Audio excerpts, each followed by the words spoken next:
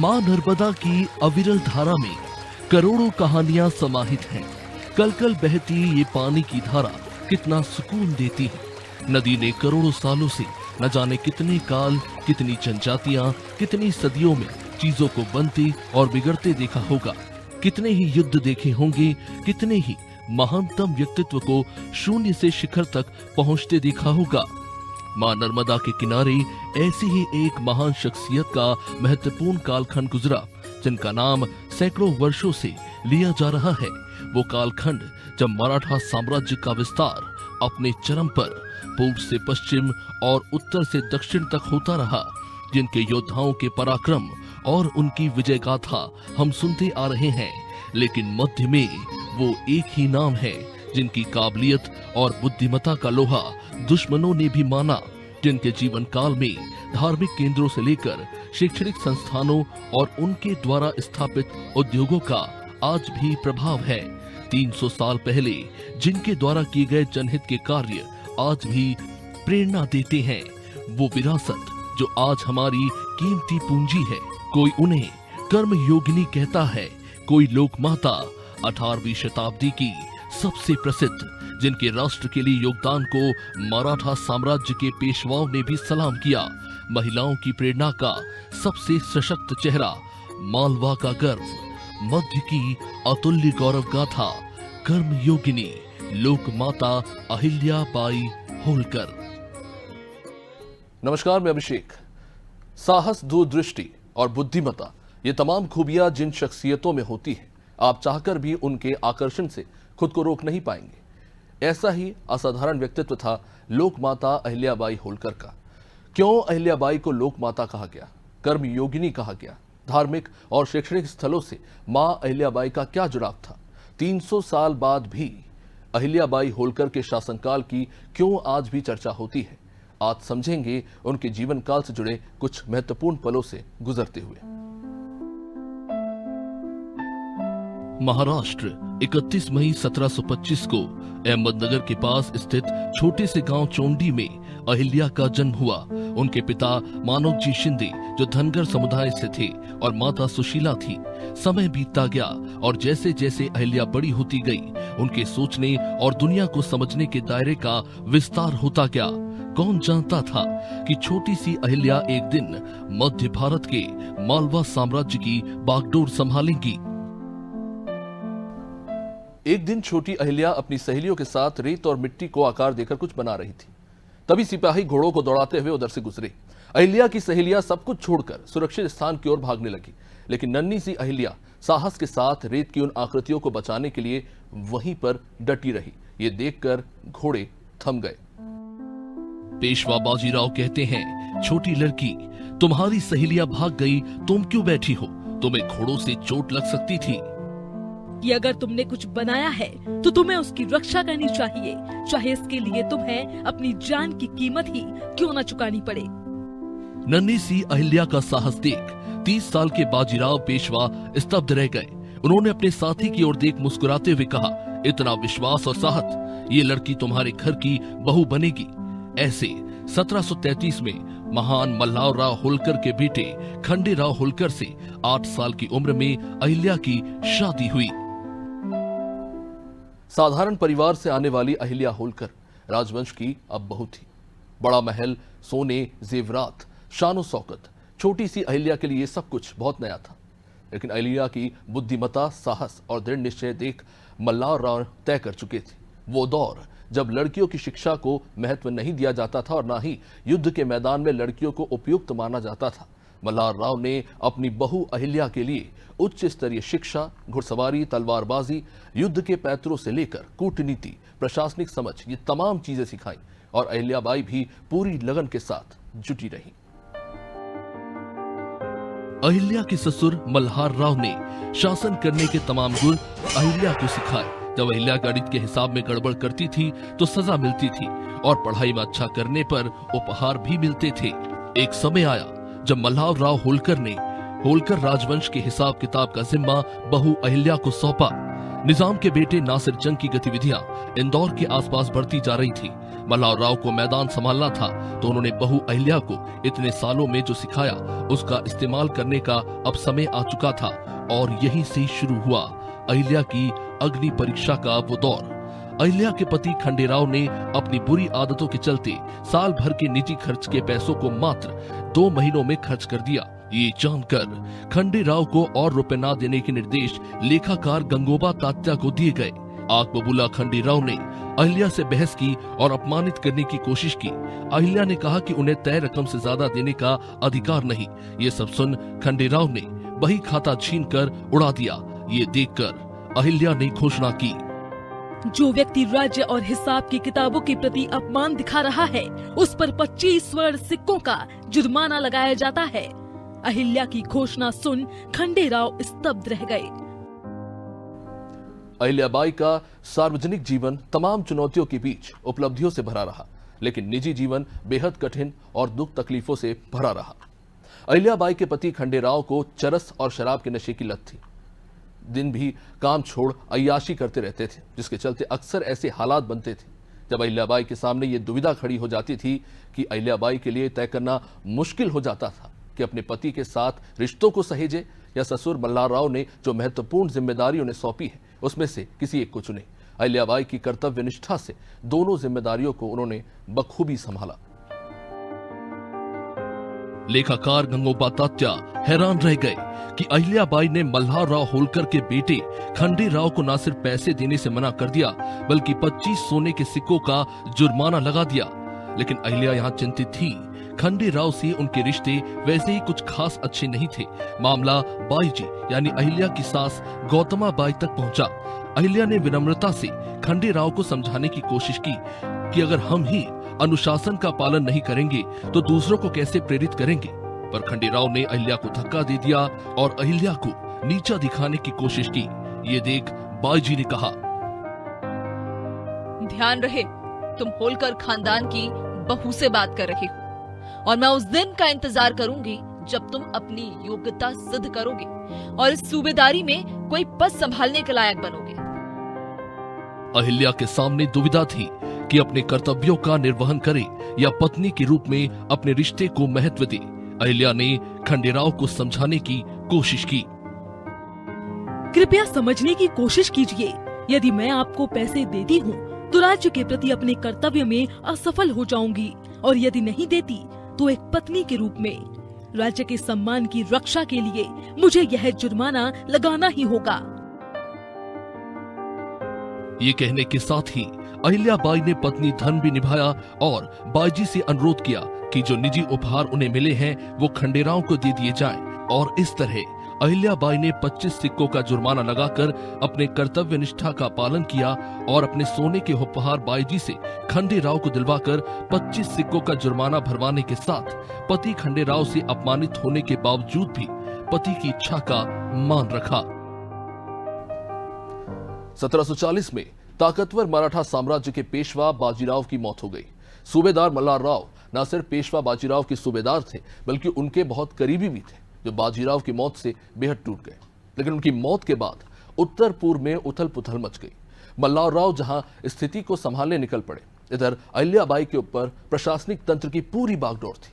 बाजीराव के निधन के बाद कई सारे अनुष्ठान और समारोह हुए, लेकिन इसका खर्चा राज्य के खाते में डाल दिया गया। लेकिन अहिल्याबाई ने इसे राज्य के निजी खर्चों में डलवाया, क्योंकि वो जानती थी कि मल्हार राव और बाजीराव के कितने आत्मीय रिश्ते थे। पर एक बार ऐसा भी हुआ जब पेशवा के आदेश को अहिल्याबाई ने मानने से इनकार कर दिया। अहिल्याबाई की सहमति से ही तुकोजी होलकर को सूबेदारी का जिम्मा दिया गया, लेकिन तुकोजी ने पहले पैसों का व्यर्थ इस्तेमाल किया, बाद में करों का मुख्य खजाने में भुगतान बंद कर दिया। ऐसे में पेशवा का विवाह धूमधाम से चल रहा था। इसमें सभी राज्यों के द्वारा एक तय अनुपात में खर्चा किया जाता है। होलकरों को 2 लाख रुपए जमा करने के लिए कहा गया। ये पत्र तुकोजी ने बड़े आराम से अहिल्याबाई के पास महेश्वर भेज दिया।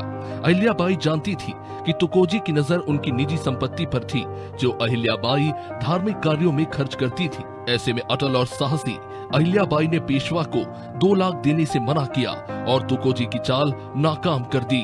अहिल्याबाई ने वकील को लिखने को कहा, महेश्वर में करों का भुगतान नहीं हो रहा था, वे तुकोजी द्वारा वाफकाओं में सीधे एकत्र किए जा रहे थे।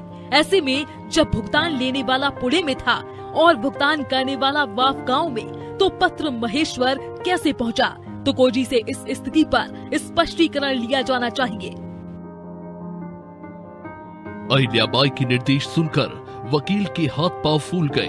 वकील हाथ जोड़कर खड़ा रहा, नीचे देखता हुआ बोला, सच है, लेकिन मैं जवाब में क्या लिखूं? ये जवाब गैर अनुपालन माना जाएगा और इससे प्रतिक्रिया भड़क भी सकती है। आपके लिए ऐसा ना कहना ही उचित होगा और मेरे लिए ऐसा ना लिखना ही बुद्धिमानी होगी। 2 लाख इतनी बड़ी रकम नहीं। लोकमाता अहिल्या अपनी निजी वित्तीय संपत्ति से जो भेज नहीं सकती, लेकिन वो तुकोजी की चाल को भाप गई और कुछ इस तरह से लोकमाता अहिल्याबाई ने तुकोजी के मंसूबों को नाकाम कर दिया। लोकमाता अहिल्याबाई ने सार्वजनिक जीवन में समाज सुधार और लोकहित के अनेकों कार्य किए, लेकिन उनका निजी जीवन दुख और तकलीफों से भरा रहा। अहिल्याबाई के पति खंडेराव के नशे की लत और अय्याशी, जिसे पत्नी के तौर पर सुधारने की अहिल्याबाई ने पूरी कोशिश की और कई मौके दिए, लेकिन कहते हैं ना, नियति को कौन टाल सकता है। 1754 में होलकर और जाटों के खिलाफ युद्ध में अहिल्याबाई के पति खंडेराव ने अपने घमंड और बेवकूफी के चलते अपनी जान गंवा दी। लेकिन उससे भी भयानक उस दौर की प्रथा थी, जहां पे पति की मृत्यु के बाद पत्नी को भी उसी चिता में सती करना पड़ता था। पर ऐसा क्या हुआ कि उन्होंने सती नहीं किया? आइए जानते हैं। खंडेराव होलकर, जो युद्ध के तनाव के बीच भी अपनी हरकतों से बाज नहीं आ रहे थे। खंडेराव की पहली पत्नी रानी अहिल्याबाई थी, लेकिन खंडेराव की कुल 10 पत्नियां थी, जिनके साथ खंडेराव नशे में डूबे रहते। जाट युद्ध के समय जब सब कुछ तनाव में था, तब मां अहिल्या भगवान शिव की पूजा के बाद सभी के टेंट में जाकर प्रसाद बांटती थी, लेकिन वो खंडेराव की नशे में और अय्याशी के चलते उनके टेंट में नहीं जाती थी। अहिल्याबाई बहुविवाह के सख्त खिलाफ थी, लेकिन उस वक्त एक व्यक्ति की बहुत सारी पत्नियां होना बड़ी आम बात थी। पर सास ने खंडेराव के टेंट में जाने को अहिल्याबाई को कहा, जिस पर अहिल्याबाई ने कहा, मैं खंडेराव के तंबू में इसलिए नहीं जाती क्योंकि मैं आपकी तरह उदार नहीं हूँ। आपने अपने पति की अन्य पत्नियों को अपनी बहनों की तरह स्वीकार किया है, पर मैं ऐसा करने में असमर्थ हूँ। यह हर औरत की कहानी है। क्या मुझे नहीं पता कि उनके पास 9 अन्य पत्नियां हैं, लेकिन किसी को भी वो स्थान नहीं मिला जो आपको मिला है, और फिर आपके पास एक पत्नी होने का अधिकार भी है। अहिल्या टेंट में गई और नशे में धुत खंडेराव को देखकर व्यथित हो गई। अहिल्याबाई को खंडेराव के प्राणों की चिंता थी। युद्ध के मैदान में नशे में डूबे रहना घातक हो सकता था। अहिल्याबाई समझाने गई, लेकिन खंडेराव भड़क गए और तैश में आकर बिना सुरक्षा कवच के सीमा रेखा लांघ गए और दुश्मन के हमले से उनकी मौत हो गई। खंडेराव की मृत्यु की खबर जंगल की आग की तरह फैली। होलकर राजवंश की बहु लोकमाता अहिल्याबाई को सती की परंपरा का पालन करना था। अहिल्या स्तब्ध थी और पूरी तरह से शिथिल हो चुकी थी। वो सारे पल, वो सारे विवाद जब खंडेराव के साथ अहिल्याबाई ने असहमति जताई, वो सब आंखों के सामने तैर रहे थे। अहिल्या की सास बाईजी सती करने से उन्हें रोक रही थी। वो अहिल्याबाई को उनके बच्चों मुक्ता और मालेराव के बारे में सोचने के लिए कह रही थी कि उनका क्या होगा। मल्हार राव अपने बेटे की मौत से टूट गए थे और अपनी बहू अहिल्याबाई से सती जैसी क्रूर परंपरा का पालन ना करने के लिए कह रहे थे। मैं जो कुछ भी कर सकी, जितना कर सकी, लेकिन अब भाग्य ने मेरी नियति तय कर दी है। कृपया मुझे जाने दे। अहिल्याबाई को सती करने से रोकते रहे ससुर मल्हार राव। मल्हार राव होलकर ने कहा, अहिल्या, इस क्रूर परंपरा का पालन कर आप केवल एक कर्तव्यनिष्ठ पत्नी के रूप में याद की जाएंगी, लेकिन क्या आपने सोचा है कि हजारों लोगों का क्या होगा? बिना एक कुशल प्रशासक के उनके घर लूट लिए जाएंगे। मृत्यु को गले लगाकर हमेशा जीवित रहने की बजाय जीवन को गले लगाए। भले ही ये हजारों बार मरने के जैसा हो, आप दोनों ही तरह से अपना जीवन दे रही हैं, एक मरकर और एक जीकर, तो जीने का रास्ता चुने। मल्हार राव हिल गए थे इस बात से कि अपने बेटे के नुकसान का मतलब था अपनी बहू अहिल्याबाई को भी खो देना। मल्हार राव, जिन्होंने अहिल्याबाई को बचपन से शिक्षा दी, दीक्षा दी, इसके कारण आगे चलकर अहिल्याबाई कुशल प्रशासक बनी। अहिल्याबाई के लिए भी मल्हार राव एक ससुर से कई ज्यादा थे। एक दिन जब अहिल्याबाई की ट्रेनिंग पूरी हो गई थी, तब अहिल्याबाई ने ससुर मल्हारराव से गुरु दक्षिणा मांगने के लिए कहा। आप सिर्फ मेरे पिता नहीं, मेरे मार्गदर्शक हैं, शिक्षक हैं, मेरे गुरु हैं। मैं आपके आगे बहुत छोटी हूँ। बताइए, मैं अपने गुरु को गुरु दक्षिणा में क्या दे सकती हूँ? मल्हारराव होलकर ने कहा, मेरे बच्चे, तुमने राज्य के लिए अपने जीवन को समर्पित कर बहुत कुछ दिया है, लेकिन कोई बात नहीं, मैं तुमसे अपनी गुरु दक्षिणा लूंगा, मुझे सोचने दो। खंडेराव की मौत के बाद अहिल्याबाई सती करने जा रही थी। मल्हारराव ने हर तरह से कोशिश की, लेकिन अहिल्या अपना फैसला बदलने को तैयार नहीं थी। अब समय आ चुका था जब मल्हारराव ने अहिल्याबाई से अपनी गुरु दक्षिणा मांगी। मल्हारराव बोले, ये मेरा समय है अपनी गुरु दक्षिणा मांगने का। मैंने आपको जो कुछ भी सिखाया, उसके बदले में मैं गुरु दक्षिणा में अहिल्याबाई केवल आपसे एक चीज मांगता हूं, आपका जीवन, आप जीवित रहें। अहिल्याबाई जानती थी कि ये एक अप्रत्याशित फैसला था, लेकिन उन्होंने खुद को संभाला और खंडेराव के शव की ओर देखा और घोषणा की, मैं कभी आपकी पसंदीदा नहीं रही, लेकिन जिस अहिल्या को आप जानते थे, वह आज इसी क्षण आप ही के साथ मर जाती है। मैं केवल सफेद कपड़े पहनूंगी, जीवन के सभी सुखों का त्याग कर रही हूँ। मेरा शेष जीवन इस देश के लोगों को समर्पित होगा। अहिल्याबाई ने खंडेराव के शरीर के पास ही अपने सारे गहने उतार कर रख दिए। मोती, चूड़ियां, नथ, झुमके सब खंडेराव की शॉल में बांध दिए और यहाँ से शुरू हुआ लोक माता अहिल्याबाई के जीवन का एक नया अध्याय। अहिल्याबाई को सफेद कपड़ों में देखकर मल्हारराव ये बर्दाश्त नहीं कर सके। मात्र 29 साल की उम्र में अहिल्याबाई ने तमाम सांसारिक सुखों का त्याग कर दिया। पर सवाल है कि जिस खंडेराव के लिए अहिल्याबाई सती करने जा रही थी, क्या उन्हें वो प्यार मिला जिसके बारे में बचपन में उनकी मां सुशीलाबाई ने उन्हें बताया था?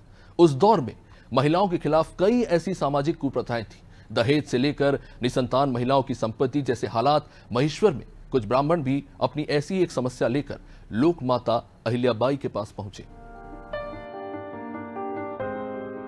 उस दौर में दहेज प्रथा के चलते ब्राह्मण बेहद परेशान थे। बेटियों की शादी के लिए सोना, गहने और पैसे मांगे जा रहे थे। ये समस्या ब्राह्मणों ने लोक माता अहिल्याबाई को बताई। ब्राह्मणों ने कहा, समाज में हमारी बेटियों की शादी के लिए हर दूल्हे का परिवार विवाह के बदले सोना, पैसे और गहनों की मांग करता है। हम बेहद परेशान हैं। आज से किसी भी जाति या समुदाय में दुल्हन के परिवार से धन की मांग को अपराध माना जाएगा। दहेज लेने, देने और ऐसे विवाह करवाने वालों से तय राशि का 2 गुना जुर्माना वसूला जाएगा। गंभीर मामलों में कठोर सजा भी दी जाएगी। लोक माता अहिल्याबाई ने अपने शासनकाल में सैकड़ों धार्मिक स्थलों का निर्माण किया। महेश्वर में न जाने कितने मंदिर और धर्मशालाओं का निर्माण अहिल्याबाई ने करवाया, वो भी राज्य के खर्चे से नहीं, अपने निजी खर्चे से। हिमाचल से लेकर काशी, हरियाणा में अहिल्याबाई ने धार्मिक स्थलों का विकास किया। मुस्लिम आक्राताओं के द्वारा जिन मंदिर मठों को नुकसान पहुंचाया गया, उन धार्मिक स्थलों का लोक माता अहिल्याबाई ने संरक्षण किया, उनका पुनरुत्थान किया। ऐसी एक बार मुस्लिम आक्राताओं से परेशान काशी से कुछ ब्राह्मण अहिल्याबाई के पास अपनी समस्या लेकर पहुंचे। हम सब वेद पंडित मुस्लिम आक्रमणों से परेशान हैं। काशी में वेदों का अध्ययन करना अब असंभव हो गया है। आप चाहे तो महेश्वर आ सकते हैं। यहाँ कला और साहित्य के लिए स्थापित कोष से आपको सभी सुविधाएं दी जाएंगी। ब्राह्मणों ने कहा, ये केवल 4 लोगों की बात नहीं है। कई अन्य विद्वानों, उनके परिवारों और शिष्यों की भी यही समस्या है। विसाजी देशपांडे को ब्राह्मणों के साथ भेजा जाएगा और काशी में सभी आवश्यक कार्य सुनिश्चित किए जाएंगे। ये सुविधाएं सिर्फ धर्म और ज्ञान के प्रसार के लिए ही उपयोग होंगी। अगर कोई गड़बड़ी हुई तो कठोर कार्रवाई की जाएगी। लोक माता अहिल्याबाई ने न सिर्फ धार्मिक स्थलों का पुनरुत्थान किया, बल्कि अपने गुप्तचरों और विश्वास पात्रों के जरिए इस बात पर नजर भी बनाए रखी कि धार्मिक स्थलों में किसी भी प्रकार की कोई गड़बड़ी ना हो और सब कुछ सुरक्षित और व्यवस्थित रहे। होलकर राजवंश की सबसे प्रसिद्ध शासक लोकमाता अहिल्याबाई ने 1767 से लेकर 1795 तक अपने शासन के दौरान सैकड़ों धार्मिक स्थलों का निर्माण किया। मुस्लिम शासकों के दौरान जिन धार्मिक स्थलों को क्षति पहुंचाएगी उनका पुनर्निर्माण कराया। उत्तर से लेकर दक्षिण, पूरब से लेकर पश्चिम तक लोकमाता अहिल्याबाई ने धार्मिक स्थलों का निर्माण किया। यात्रा करने वाले श्रद्धालुओं की सुरक्षा के लिए भी विशेष व्यवस्था की। सन 1777 में औरंगजेब द्वारा ध्वस्त किए गए काशी विश्वनाथ मंदिर का भव्य पुनर्निर्माण काशी के तमाम घाटों, धार्मिक स्थलों और धर्मशालाओं को लोकमाता अहिल्याबाई होलकर ने संवारा। क्षीण हो चुकी काशी की रौनक वापस लौटाई। आज भी श्रद्धा से पूजे जाने वाले शिवलिंग की स्थापना लोकमाता अहिल्याबाई ने स्वयं की थी। सिर्फ मंदिर ही नहीं, उन्होंने गंगा के घाटों, तुलसी घाट, दशाश्वमेध घाट का जीर्णोद्धार कराया। और तो और उन्होंने श्री तारकेश्वर, गौतमेश्वर, मनीषकर्णी घाट से लेकर दशाश्वमेध घाट, शीतला घाट, जनाना घाट, उत्तरकाशी से लेकर रामेश्वर, पंचकोशी और कपिलधारा धर्मशाला का निर्माण लोकमाता अहिल्या ने कराया। इनमें से एक उन्हीं के नाम पर अहिल्याबाई घाट के नाम से जाना जाता है। तीर्थयात्रियों और संतों के लिए धर्मशालाएं, निःशुल्क आवास और भोजन की व्यवस्था, छोटे छोटे मंदिरों से लेकर कुओं का निर्माण। अहिल्याबाई का ये योगदान सिर्फ स्थापत्य का नहीं, श्रद्धा और संस्कृति के पुनर्जागरण का प्रतीक बन गया। गुजरात के सौराष्ट्र में स्थित प्रसिद्ध सोमनाथ मंदिर को कई बार नष्ट करने की कोशिश की गई। सबसे ज्यादा 1025 ईस्वी में जब महमूद गजनवी ने मंदिर को लूटा और स्थापित शिवलिंग को तोड़कर ले गए, लोकमाता अहिल्याबाई ने सोमनाथ का पुनर्निर्माण कर मंदिर की वही रौनक वापस लौटाई। जब समुद्र की लहरों के किनारे वीरान पड़े सोमनाथ को जीवन दिया अहिल्याबाई होलकर ने। 1783 में उन्होंने इस पवित्र शिवधाम का पुनर्निर्माण कराया। सोमनाथ मंदिर में उन्होंने नया शिवलिंग स्थापित किया और इसकी मरम्मत से लेकर सजावट तक हर कार्य को इतनी भक्ति भाव से कराया कि फिर से श्रद्धालुओं का वो प्रमुख केंद्र है। सिर्फ मंदिर का पुनर्निर्माण नहीं, सांस्कृतिक चेतना का पुनर्जागरण हुआ। हिमाचल की ऊंचाइयों पर स्थित केदारनाथ मंदिर जब समय की मार से जर्जर हो चला था, तब अहिल्याबाई होलकर ने 1780 के आसपास इसका जीर्णोद्धार करवाकर उसे फिर से आस्था का प्रतीक बनाया।